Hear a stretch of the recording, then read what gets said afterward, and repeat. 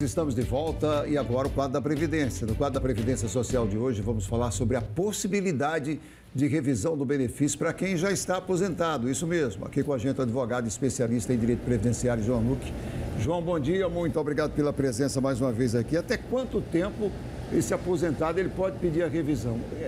Tem um limite para isso? Bom dia. Bom dia, Gilvan. Bom dia, Sofia. Existe sim um limite. É importante ter conhecimento sobre essa delimitação temporal para que os segurados não percam o direito a essa revisão. Em regra, após 10 anos do dia subsequente, do mês subsequente ao primeiro dia útil que recebeu o benefício, decai o direito de revisão. Portanto, o segurado que já está aposentado, ele tem que buscar lá atrás qual foi o dia da concessão, qual foi o mês que ele recebeu e no mês subsequente, no primeiro dia útil, ele faz o cômputo temporal de 10 anos e, infelizmente, se ele não pedir a revisão dentro desse período de 10 anos, ele perderá o direito de revisar o benefício. João, uma dúvida muito comum quanto a essa revisão é se há possibilidade daquele segurado acabar tendo um valor diminuído com essa possível revisão. Sim. Quem pede errado, recebe errado. Então, é importante, pela via administrativa, saber fazer o devido adequação do pedido e previamente fazer um cálculo sobre esse pedido de revisão. Judicialmente, esse pedido é melhor delimitado, mas administrativamente, se pedir errado, possivelmente terá o recebimento errado. Quem trabalhou e tem mais um vínculo assim empregatício, a revisão é especial, é diferente ou não?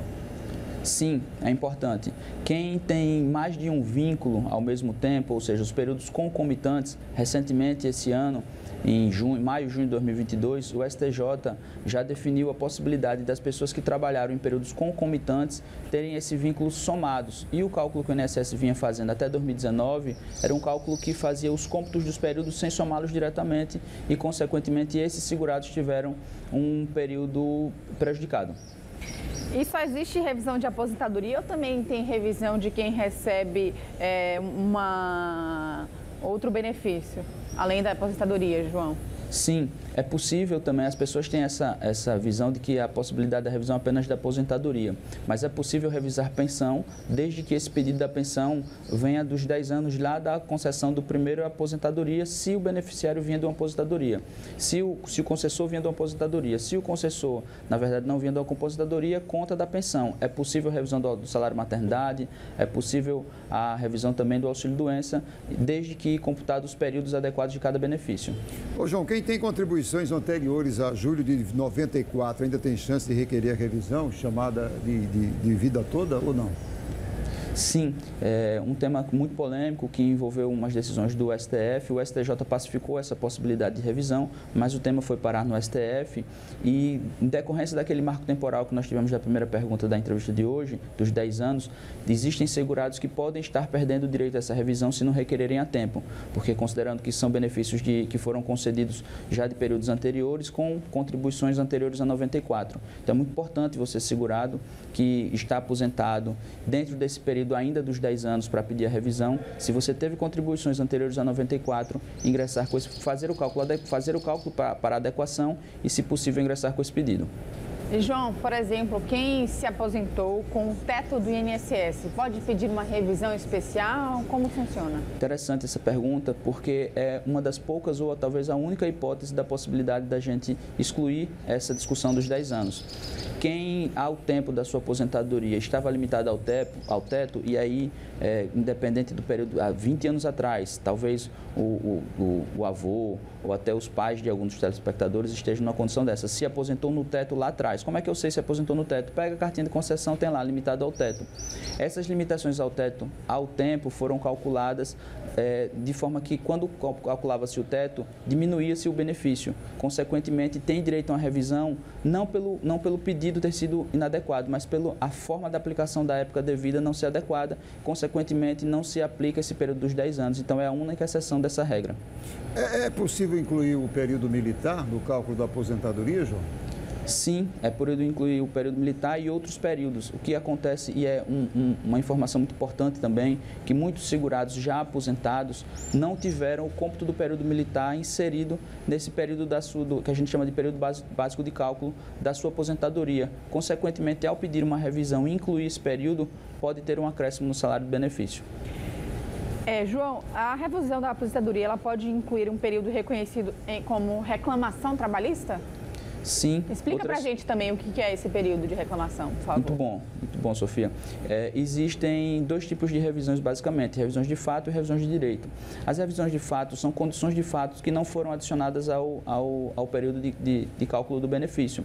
Revisões de fato é o caso do militar, que nós falamos. Revisão de fato é uma das condições que houve uma reclamação trabalhista, melhorou-se a remuneração naquela reclamação trabalhista, recebeu-se um período adequado que a empresa não haveria sido paga, mas essas reclamações não tiveram repercussões no INSS porque não foram devidamente informados. Nesses casos, há sim uma possibilidade de revisão de direito, revisão de fato, do período do fato que não foi devidamente adequado, e aí entra com pedido para adequar esse fato e melhorar essa aposentadoria. É possível incluir o tempo trabalhado em prefeitura, no Estado, na aposentadoria? Eu pergunto isso porque são regimes diferentes, né? Pode-se incluir ou não? Sim, acontece o seguinte, se você estiver em regimes diferentes e esse regime já tiver sido encerrado o vínculo, pode-se averbar o período de um vínculo no outro. Se os vínculos estão ativos, e ainda que seja regime geral, você averbar no regime próprio, é importante verificar a possibilidade de receber duas aposentadorias, ainda que as duas em salários mínimos, porque muitas vezes é melhor você receber duas nos salários mínimos do que uma aposentadoria no salário maior, porque o aumento gradativo com o passar dos anos dessa aposentadoria sempre respeitarão o salário mínimo e, consequentemente, considerarão uma atualização melhor. É preciso ter cuidado nessa averbação, João, porque, por exemplo, você pode usar e não poder usar na outra, é isso? Você tem que ter cuidado, tem que fazer a avaliação antes, é isso? Perfeito, Gilvan. Ao se averbar o período no outro e ao se utilizar esse período averbado, não se poderá mais utilizar mais.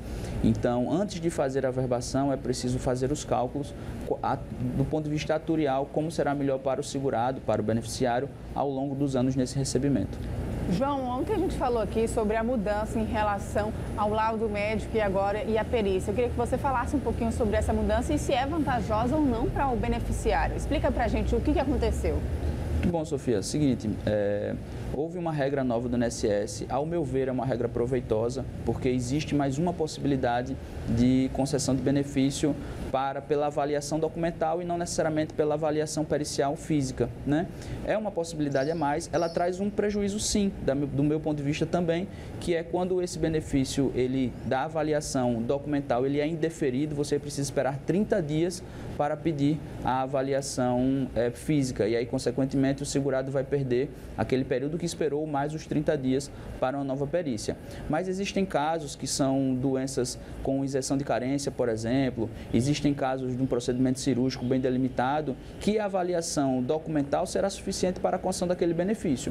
O que é importante para o segurado é, antes de fazer a escolha por esse requerimento, ter certeza qual é a melhor opção, qual é a adequação para que ele não seja prejudicado. É uma opção a mais, e volto a dizer, quem pede errado, recebe errado. Então, é uma opção a mais que pode sim ser vantajosa, desde que devidamente avaliada. Uma dúvida muito comum quanto a essa mudança é, por exemplo, se aquele laudo médico for indeferido, a pessoa não tem mais direito a recorrer, o que não acontece com a perícia, né? Mas tem esse direito a recorrimento depois de 30 dias, é isso? Na verdade, não seria bem um recurso, tá? Ele pode requerer novamente após 30 dias. O direito de petição, o direito de pedir, ele é absoluto, ele não pode ser cesseado. Mas como ele já fez uma perícia com aquele documento, ele vai ter que, a regra administrativa é que ele espera 30 dias para requerer um novo pedido administrativo. Ele pode, inclusive, no novo pedido administrativo, juntar mais documentos. O problema é que ele perderá aquele período anterior. João, muito obrigado. Daqui a pouco você volta. Você tem dúvida, telespectador, sobre a Previdência? Alguma dúvida sobre a aposentadoria? Manda para a gente, 994030740. 994030740, está aí na tela, salva no seu celular. Manda a sua mensagem que daqui a pouquinho o João vai responder. Daqui a pouquinho aqui no Banco.